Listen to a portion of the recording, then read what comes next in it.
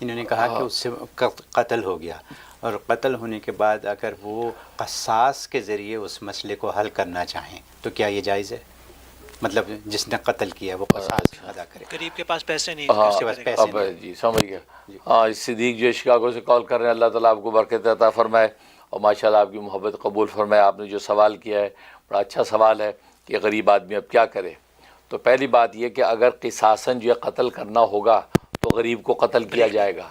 اس کے نامساعد حالات کا اعتبار نہیں ہوگا۔ اگر اس نے کسی پولیس والے کو قتل کیا ہے تو ظاہر ہے کہ وہ قتل نفس ہوگا، بعمدین، جان بوجھ کے قتل کے زمرے میں آئے گا، اور قتل کا بدلہ جو ہے وہ النفس بالنفس ہی، قتل کا بدلہ قتل ہی ہوگا، لہذا قصاصاً اس غریب کو بھی قتل کیا جائے گا۔ اب رائے کہ غریب جو چاہتا ہے کہ دیت کے ذریعے سے جان چھڑا لے، یعنی ان جو ہے مقتول کے ورثہ سے معافی تلافی کر لے اور اسے جان چھڑائے، تو اس کے لیے ظاہر کہ پیسے دینے پڑیں گے۔ اب آپ یہ کہہ رہے ہیں کہ اس غریب کے پاس تو پیسے نہیں ہیں، اب وہ 5-10 لاکھ یا 1 کروڑ جو ہے وہ دیت کہاں سے دے گا؟ تو اب لیکن چاہتا یہ ہے کہ وہ دیت کے سے معاملہ رفع دفع ہو جائے، تو کیا کرے؟ اس کا ایک طریقہ تو یہ ہے کہ کوئی اس کی مدد کر دے، کوئی بھی مالدار آدمی وہ غریب کی اس غربت کی وجہ سے کہ بھی اس نامساعد حالات میں قتل کر بیٹھا ہے، اب یہ پشیمان ہو رہا ہے، تو وہ اس کی مدد کر دے مالدار آدمی، تو اس مالدار کے لیے جو ایک عظیم صدقہ جاریہ ہوگا کہ ظاہر ہے اس نے اس کے بیچارے کی گردن چھڑا لی، اس کو جو ہے قتل ہونے سے بچا لیا، اس کی دیت جو ہے مقتول کے ورثہ کو دے دی۔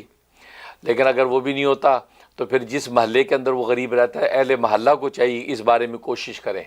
اہل محلہ کوشش کریں کہ اس بیچاری کی طرف سے دیت دے کے اس کی جان چھڑائیں۔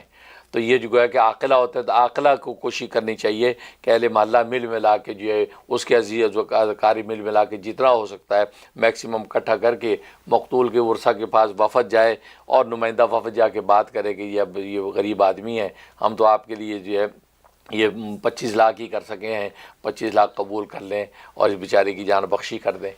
تو اس طریقے سے یہ وہ ہے کہ ظاہر ہے کہ ایسے موقع پہ ایک انسان ہی دوسرے انسانوں کے معامل بن سکتے ہیں، تو اگر اس کا اپنا مال نہیں ہے تو پھر یہ ہے کہ کوئی مالدار مدد کرے، یا جو اہل محلہ عزیز و اقارب ہیں وہ اس کی جان بخشی کے لیے ساری کوشش کر کے اس کے لیے دیت کا انتظام کریں۔